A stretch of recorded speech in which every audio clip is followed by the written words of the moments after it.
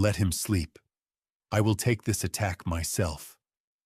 Those 9 words shattered the deadly silence inside the frozen command tent near Bastogne. December 1944. The Battle of the Bulge was consuming thousands of young American lives. The air inside the tent was thick with the stench of cheap military tobacco, damp wool, and utter panic. A high-ranking staff colonel, his uniform spotless and his boots untouched by the freezing European mud, stood over a collapsed field desk. On the floor lay a 32-year-old infantry battalion commander. His eyes were sunken, his lips cracked and bleeding, his hands frozen in the exact shape of a rifle grip. For 4 straight days and 4 sleepless nights, this captain had held a vital road junction against 2 SS Panzer divisions. He had not slept a single second. He had just fainted from raw physical exhaustion, and instead of offering him hot coffee or medical aid, the staff officers were pulling out handcuffs. They were preparing to arrest him for cowardice and desertion of duty in the face of the enemy, until the tent flaps slammed open. General George S. Patton did not enter the room. He invaded it. Within 30 seconds of stepping onto that ice-cold floor, Patton saw the entire disgusting scene. He knew that if he allowed these paper-pushing bureaucrats to execute their orders, an entire American division would be wiped out before sunrise. But the way he turned the tables on his own staff will make you hold your breath. Did General Patton go too far that night by threatening his own senior staff at gunpoint? Or was this the only way to save a heroic soldier from a corrupt military tribunal? While you process that brutal reality, hit the subscribe button to join our community of true military history enthusiasts. It is up to you to decide whether Patton was a dangerous rebel or the ultimate defender of his men. Let us dive into the dark details of this corporate military insanity. To understand the sheer arrogance of the high command that night, you must understand what that young captain had just endured on the front lines. 4 days earlier, his battalion was ordered to hold an exposed, frozen hill overlooking the main supply route to Bastogne. They had no heavy artillery support. They had no warm winter coats. They were equipped with light small arms and a handful of 82mm mortars. For 96 continuous hours, the enemy hammered their position with relentless artillery barrages and waves of heavy armor. Wave after wave of infantry surged up that hill, only to be beaten back by raw human endurance. The captain did not sit in a rear echelon bunker. He moved from foxhole to foxhole, carrying ammunition, bandaging his men's shattered limbs, and directing fire while exposing himself to direct enemy sniper fire. By the 4th morning, 80% of his battalion were casualties. The ground was frozen so hard that they could not even bury their fallen brothers. The captain's feet were black with frostbite. His mind was drifting in and out of delirium, yet he refused to yield an inch of ground. When reinforcement tanks finally arrived to relieve the position, the captain did not celebrate. He walked 3 miles through deep snow back to the regimental headquarters to deliver his final operational report in person. He stepped into the warm, heated command tent, tried to salute his superiors, and simply collapsed onto the floor like a felled tree. His body had simply shut down. That was when the rear echelon colonels stepped in. Raised in comfortable offices 300 miles behind the front lines, these officers saw only a violation of regulations.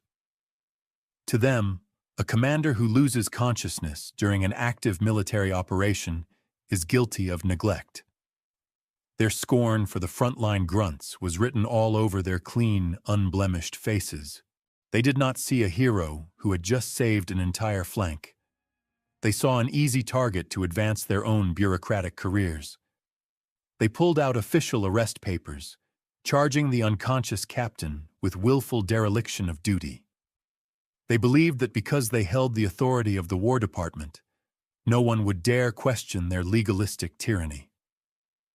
They stood over his limp body with a smile of absolute certainty and impunity. They thought the cold red tape of military law would shield them. But they made one fatal calculation. They forgot that George S. Patton was on his way.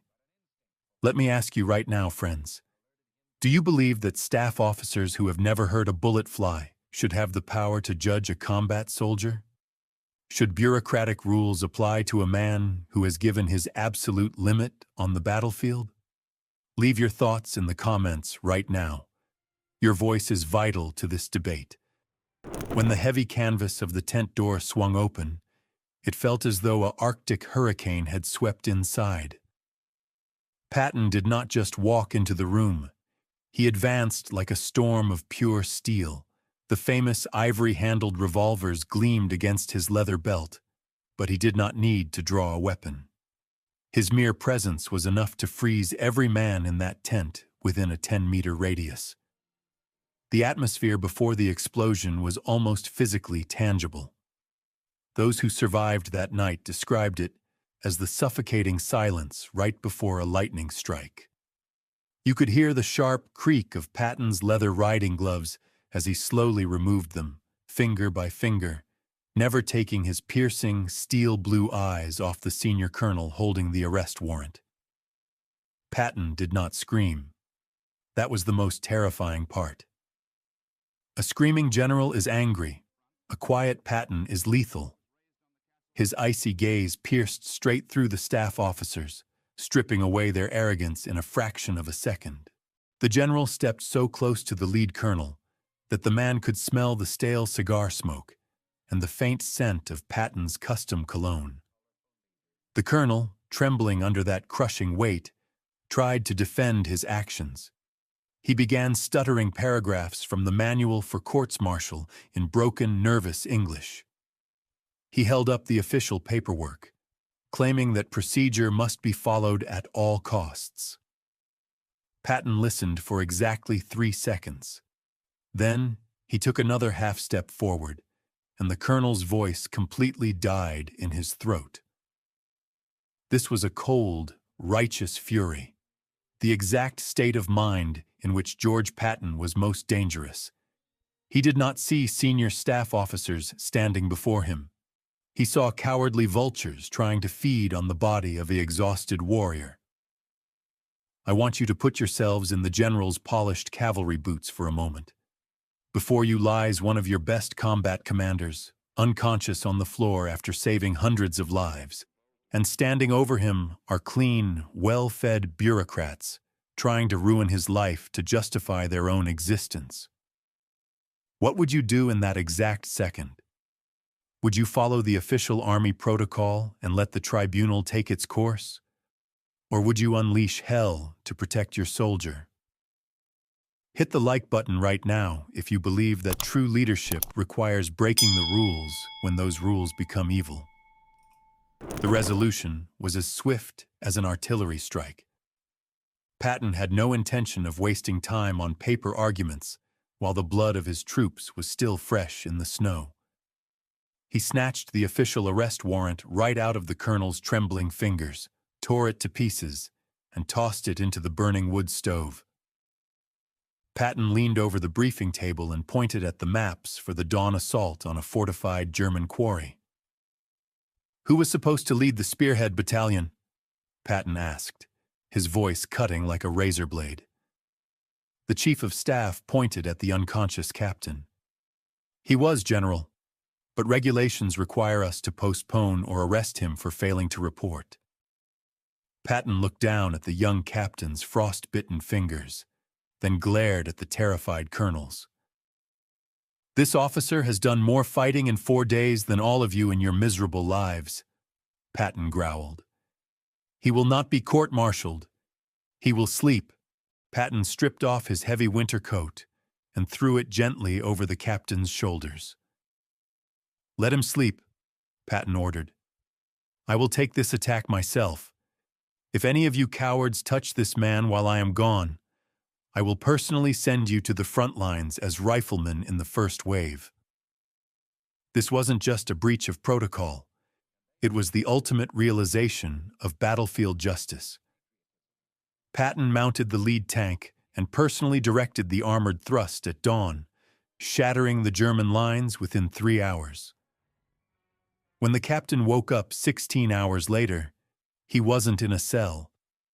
He woke up under Patton's coat, with a field promotion to major sitting beside him, signed in dark ink by Patton himself. The Pentagon buried this story for decades because official records could never admit that a 4-star general tore up a court-martial warrant to shield an exhausted combat captain. To the bureaucrats, it was a dangerous breach of military protocol. To General George Patton, it was the ultimate code of combat honor. He proved that rules can build cemeteries, but moral courage wins wars. Now I ask you, did Patton do the right thing by protecting his exhausted officer, or did he dangerously violate the chain of command? Leave your thoughts in the comments below. Hit that subscribe button and join us for more untold stories of military justice. Thanks for watching. Subscribe and become a member to support the channel. I'll see you in the next story.